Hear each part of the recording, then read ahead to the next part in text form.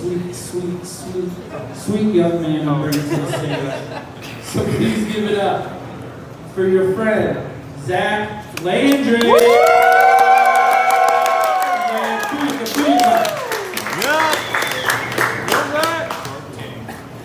Yo, how's everyone doing tonight? This is my countdown, I'm sorry. I actually have two middle names. So my full name is Zachary Bingleton Coochie Smith Landry. See me after the show if you want the last four of my social, if anyone wants to take out some credit under my name. In case it wasn't immediately obvious from my demeanor, I lost my virginity at 22 years old. I almost lost it my first year of college, and then I ended up shitting my pants and then walking home to my dorm in a blizzard. So it didn't work out for me during that era of my life. It's funny, the day I left for college, my dad stops me. We got the car fully packed. And my dad goes, "You're gonna need these," and he hands me a giant box of condoms. And even then I was like, I don't know if I'm gonna need these. I'm not entirely sure. But you gotta imagine my dad's disappointment when I came back. All 40 of those condoms were expired and I had no fucking degree. That's like the two things you do in college. You get laid and you get an education. And I was just kicking it. Oh man, okay. A lot of people are surprised that when they find out that I'm not an American citizen. And they're like, "Zach, where are you from?" And it's like, I don't know. Where are white dudes who look like me from? It's Canada. Canada, our Prime Minister is Justin Trudeau. He's been doing brownface for decades for some reason. It's pretty fucking weird.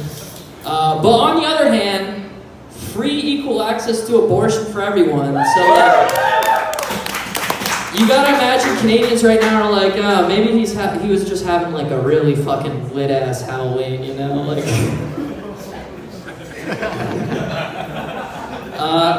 You know, I don't have a Canadian accent or anything, but you know, every time I cross the border, you know, I get a little accent in there, you know, I put a little Canadian face on, not the way Justin Trudeau does it, but I do put a little Canadian face on, I got a little accent.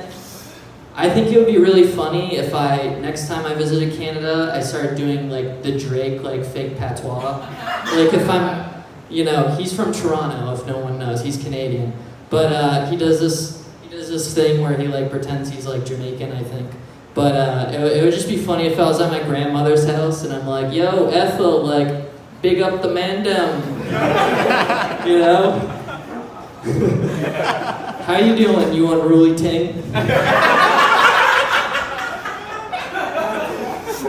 I was always confused by the phrase "opened a can of worms." Like I don't know what time period we had to can worms. Like was that a real scenario at some point? Did worms need no expiration date? Is that the secret to unlimited life? We just all get canned? That could be cool, I don't know. But I gotta know, like, is there like a whole factory for this? Like, who's working at the worm factory? Like, are these union men? I started calling the inside of my pants the worm factory after I came up with that idea. I'm the CEO of the worm factory, so fucking bow. When I was a child, I choked on a lifesaver. Like the hard candy, not the buoy thing. But I think it's the perfect name for it because there's a hole right in the middle. Like it's kind of an unsuable company, you know? It's still in my throat, that's why I sound like this. Like I got like 80% of the vocal cords working right now. I'm making a lot of progress on my recurring nightmares. Usually I smoke too much weed to have a dream, which is, you know, that's ideal in my opinion. But every once in a while I think God likes to just like punish me for smoking too much weed. And he's like, here you go, recurring nightmare.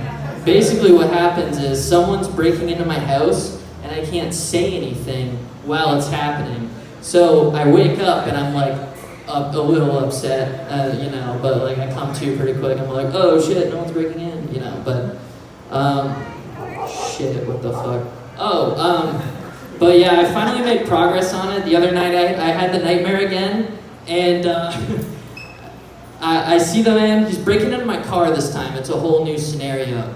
The day has changed. No more, I'm gonna show him who's boss. And so what I did was, he's in there, he's rummaging around, and I just go, BAH! And that was the only noise I could make. And he just ran off and stole all my shit out of my car. So, we're making a little bit of we're getting there, you know? I've been running recently. I signed up for a 5K race. Running is, you know, you feel good after the fact because you're like, oh, I just fucking did that. That's so silly. But like, it really is just like, so if you're training for a race, it's just slowly torturing yourself and like teasing yourself with injury until like, you know, the main goal is that you like torture yourself like even worse and definitely injure yourself for the whole race.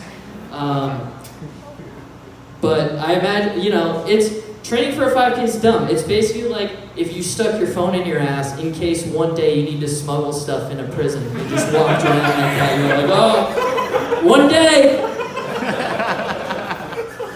Oh, I'm tripping on the speaker.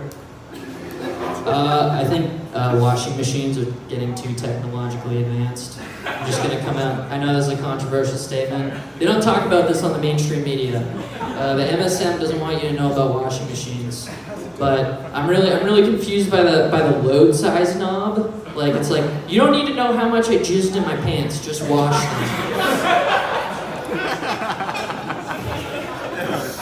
That's good. I matched with this girl on Bumble and we talked for a couple weeks and she told me one of her biggest pet peeves was guys who don't wipe every time they pee. So I started recording videos where I was at the public urinal with my pants around my ankle and then I'd run to the air dryer like this and I'd dry my dick off. And she unmatched me. I don't fucking get it. I don't know why she got mad at that. I have really good hygiene. Anyways, that's all I got for you guys. Thank you so much for coming.